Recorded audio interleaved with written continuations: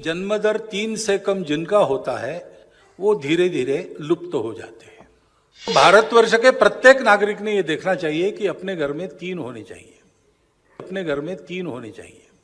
हिंदू को कम से कम 4 बच्चे पैदा करने चाहिए, 4 बच्चे पैदा करने चाहिए। हम तो आज से एक नारा देंगे कि हम 2 और हमारे 2 दर्जन। कि आजकल बीजेपी के लोग बोल रहे 4 पैदा करो, पैदा करो, नहीं पैदा करना चाहिए।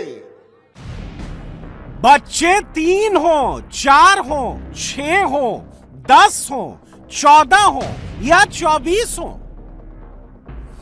बच्चे पर बड़े बड़े लोग पॉलिटिक्स कर रहे हैं। हिंदू भी कर रहे हैं, मुसलमान भी कर रहे हैं, मोहन भागवत भी कर रहे हैं, असदुद्दीन ओवैसी भी कर रहे हैं। बाबा बागेश्वर को भी बच्चों के टॉपिक में इंटरेस्ट है। बहुत देर नहीं करना विवाह में और 3 संतान होना, इससे माता पिता का, संतानों का, तीनों का स्वास्थ्य अच्छा रहता है। वो तो खुद तो विवाह करेंगे नहीं, और उनकी जितनी फौज है सब कहेंगे कि हम विवाह नहीं करेंगे, हम बच्चा नहीं करेंगे, और दूसरों को कहेंगे कि 2 नहीं 3। ब्याह हमारा हो जाएगा तो हम भी हिंदुओं की आबादी बढ़ाने में अपना योगदान देंगे। जो लोग शादी नहीं करते वही लोग ज्ञान दे रहे हैं, कह रहे हिंदू भाइयों 4 बच्चे पैदा करो। हम तो कह रहे हिंदू भाइयों 4 नहीं 14 बच्चे पैदा करो ताकि हमारा देश और मजबूत हो। ना मैं 15 बोला, हाँ किसी के 15 बच्चे हैं तो कोई बात नहीं। बच्चे कितने अच्छे, ये टॉपिक अमेरिका में भी चल रहा है, जापान में भी चल रहा है, ये ब्रिटेन में भी चल रहा है, चीन में भी चल रहा है, और भारत में तो चल ही रहा है। अमेरिकी राष्ट्रपति डोनाल्ड ट्रंप भी बच्चों की पॉलिटिक्स कर रहे हैं। जापान में बच्चे घटते जा रहे हैं, बूढ़े बढ़ते जा रहे हैं, वहां 100 साल जीना अब आम बात हो गई है। जापान में लगभग 1/3 लोग 65 साल से ज्यादा उम्र के हैं। जापान में औसत जीवन प्रत्याशा वर्ष हो गई है। जापान में 100 साल से ज्यादा उम्र के 1 लाख लोग हो गए हैं। जापान में प्रजनन दर 1.15 के रिकॉर्ड निचले स्तर पर पहुंच गई है। यूरोप में सोशल प्रोटेक्शन लॉ लागू है, वहां सरकारी खर्चे पर सबकी देखरेख होती है, फिर भी यूरोप के लोग बच्चे कम पैदा कर रहे हैं। अमेरिका में बूढ़ी होती आबादी की प्रॉब्लम है, तो चीन में बच्चे कम होने लगे तो सिंगल चाइल्ड पॉलिसी खत्म करनी पड़ी। अब चीन की सरकार बच्चा पैदा करने के लिए पैसे देती है। चीन की कम्युनिस्ट सरकार ने 1979 में 1 चाइल्ड पॉलिसी लागू की थी। 2016 में चीन ने 1 चाइल्ड पॉलिसी खत्म कर दी। चीन के लोगों को 2 बच्चा पैदा करने की इजाजत दी गई है, लेकिन इससे चीन की जन्म दर नहीं बढ़ी। 2021 में चीन सरकार ने 3 बच्चे पैदा करने की अनुमति दे दी, फिर भी चीन की आबादी घट रही है। प्रति 1000 लोगों पर जन्म दर घटकर 5.63 रह गई है। 2025 में चीन की आबादी 33,90,000 घट गई। जन्म दर घटने का पहला इफेक्ट है बच्चे कम, बूढ़े ज्यादा, और दूसरा इफेक्ट है देश की आबादी में कमी। अमेरिका और यूरोप से लेकर जापान और चीन तक इसका हल ढूंढ रहे हैं। डेमोग्राफी का अध्ययन करने वाले जीव विज्ञानियों का कहना है कि किसी देश की महिलाओं की औसत प्रजनन दर अगर 2.1 से कम हो जाए तो देश की आबादी टिक नहीं पाती। आबादी को स्थिर रखने के लिए 2.1 की औसत प्रजनन दर जरूरी है।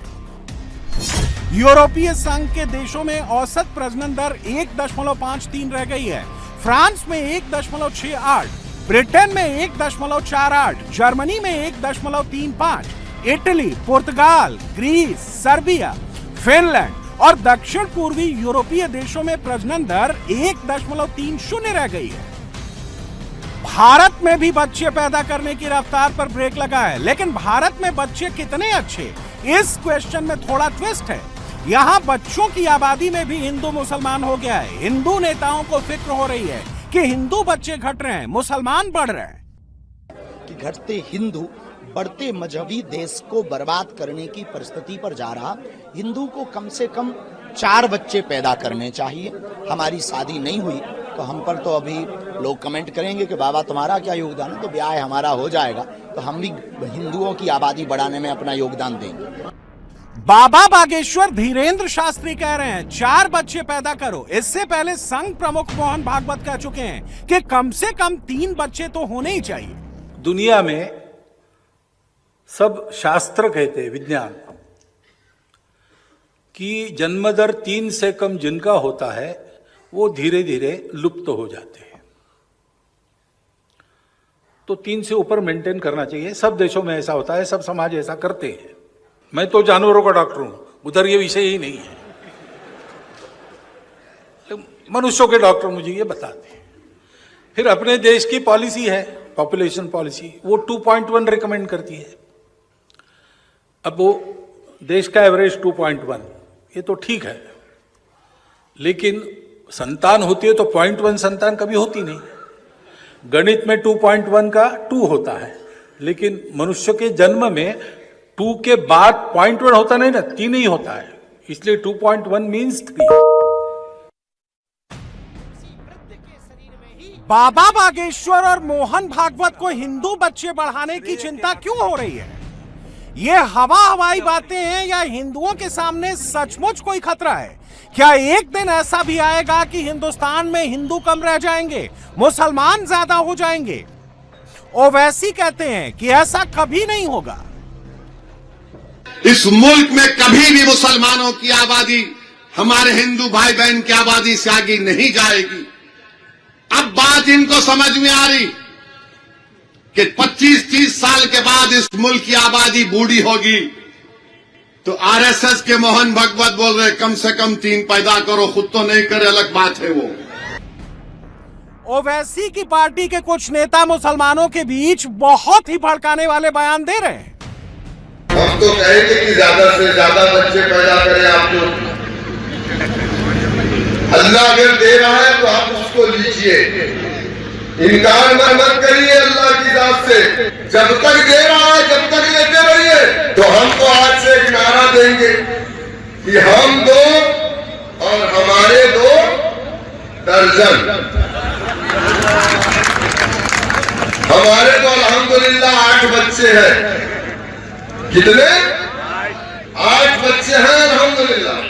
हमारे बड़े भैया के अल्हम्दुलिल्लाह 16 बच्चे। और सुनिए, हमारी वालिदा अपनी हयात से 97 साल हमारी वालिदा की उम्र है, और कम से कम 72 उनके नाती और पोते जवान हैं, 6-6 बेटे। तो ये घबराहट क्यों है हमारी तादाद पे? हिंदुओं की तरफ से जवाब देने के लिए बागेश्वर वाले बाबा धीरेन्द्र शास्त्री सामने आए। अगर उनको ये बात समझ आ जाए कि उनके पूर्वज, एक फिल्म आई थी अमर अकबर एंथनी, इसमें लास्ट में तीनों का बाप कन्हैया लाल निकला था, ये बात उन्हें समझ में आ जाए तो घर वापसी हो जाए। बाबा बागेश्वर इन दिनों राजस्थान के पुष्कर में कथा कर रहे हैं। वहां राजस्थान के मुख्यमंत्री भजन लाल शर्मा भी बाबा बागेश्वर की कथा सुनने आए। इसी मंच से धीरेन्द्र शास्त्री ने हिंदू धर्म और परिवार के बारे में कुछ और बातें की। अब असली सवाल पर लौटते हैं। देश में हिंदुओं की आबादी बढ़ने की रफ्तार क्या है? मुसलमानों की आबादी बढ़ने की स्पीड क्या है? इसका डेटा देखते हैं। 1951 से 1961 के बीच देश की आबादी 21.6% बढ़ी। इन 10 वर्षों में हिंदू आबादी बढ़ी 20.7% और मुस्लिम आबादी बढ़ी 32.7%। 1961 से 1971 के बीच देश की आबादी 24.8% बढ़ी। इन 10 वर्षों में हिंदू आबादी बढ़ी 23.7% और मुस्लिम आबादी बढ़ी 30.9%। 1971 से 1981 के बीच देश की आबादी 24.7% बढ़ी। इस दौरान हिंदू आबादी बढ़ी 24% और मुस्लिम आबादी बढ़ी 30.7%। 1981 से 1991 के बीच देश की आबादी 23.9% बढ़ी। हिंदू आबादी बढ़ी 22.7% और मुस्लिम आबादी बढ़ी 32.9%। 1991 से 2001 के बीच देश की आबादी 21.5% बढ़ी। इस दौरान हिंदू आबादी 19.9% बढ़ी और मुस्लिम आबादी 29.4% बढ़ी। 2001 से 2011 के बीच देश की आबादी 17.7% बढ़ी। इस दौरान हिंदू 16.7% बढ़े और मुस्लिम आबादी 24.7% बढ़ी। 2011 के बाद देश में जनगणना नहीं हुई है। इस साल जनगणना शुरू होगी तो अगले साल तक उसके नंबर आएंगे। 2011 तक की जनगणना के डेटा को देखकर यह ट्रेंड पता चलता है कि मुस्लिम आबादी बढ़ने की रफ्तार घट रही है, लेकिन मुस्लिम ग्रोथ रेट घटने पर भी वो हिंदू आबादी बढ़ने की रफ्तार से करीब 1.5 गुना ज्यादा है। 2011 के बाद का ट्रेंड समझने के लिए नेशनल फैमिली हेल्थ सर्वे यानी NFHS 5 का लेटेस्ट डेटा देखते हैं। नेशनल फैमिली हेल्थ सर्वे 5 के मुताबिक 2019 से 2021 के बीच भारतीय महिलाओं की औसत प्रजनन दर यानी TFR 2 रह गया, जो रिप्लेसमेंट रेट 2.1 से कम है। यानी अब भारत की आबादी घटने वाले ट्रैक पर आ गई है। नेशनल TFR के अंदर हिंदू महिलाओं और मुस्लिम महिलाओं के अलग अलग TFR देखेंगे तो बात ज्यादा समझ में आएगी। 1992-93 में हुए national family health survey NFHS 1 में हिंदू महिलाओं का TFR 3.3 था, तो 2019 से 2021 के बीच हुए NFHS 5 में घटकर 1.94 रह गया। यानी पहले 1000 हिंदू महिलाएं 3300 बच्चे पैदा करती थी, मगर अब केवल 1940 बच्चे पैदा कर रही हैं। भारतीय मुसलमान परिवारों में हिंदू परिवारों के मुकाबले ज्यादा बच्चे होते हैं। ये सिर्फ कहने की बातें नहीं है, ये NFHS रिपोर्ट से भी साबित होती हैं। नेशनल फैमिली हेल्थ सर्वे 1 में मुस्लिम महिलाओं का TFR 4.41 था। NFHS 5 में मुस्लिम महिलाओं का TFR 2.36 रहा। यानी 1000 मुस्लिम महिलाएं पहले 4410 बच्चे पैदा कर रही थी, वो अब 2360 बच्चे पैदा कर रही हैं। कम्युनिटी वाइज डेटा देखें तो हिंदू महिलाओं का TFR 1.94, रिप्लेसमेंट रेट 2.10 से कम है। यानी हिंदुओं की आबादी घटने लगी है। हर साल जितने हिंदू मर रहे हैं उतने हिंदू बच्चे पैदा नहीं हो रहे। दूसरी तरफ भारतीय मुस्लिम महिलाओं का TFR 2.36, अभी भी रिप्लेसमेंट रेट 2.10 से ज्यादा है। यानी मुस्लिम आबादी अभी बढ़ रही है। ग्रोथ रेट का यह अंतर लंबे समय में हिंदू आबादी घटा देगा, मुस्लिम आबादी बढ़ा देगा।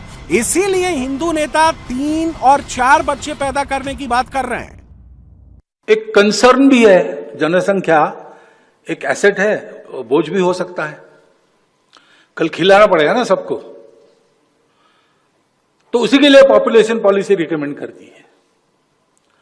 तो दोनों तरफ से जनसंख्या नियंत्रित रहे और जनसंख्या पर्याप्त रहे, तो 3 होने चाहिए, 3 से बहुत ज्यादा आगे बढ़ना नहीं चाहिए। तो आगे से 3 या 4 बच्चे पैदा करने के बयान का मजाक मत उड़ाइए, बात गंभीर है। ये बात देश और समाज की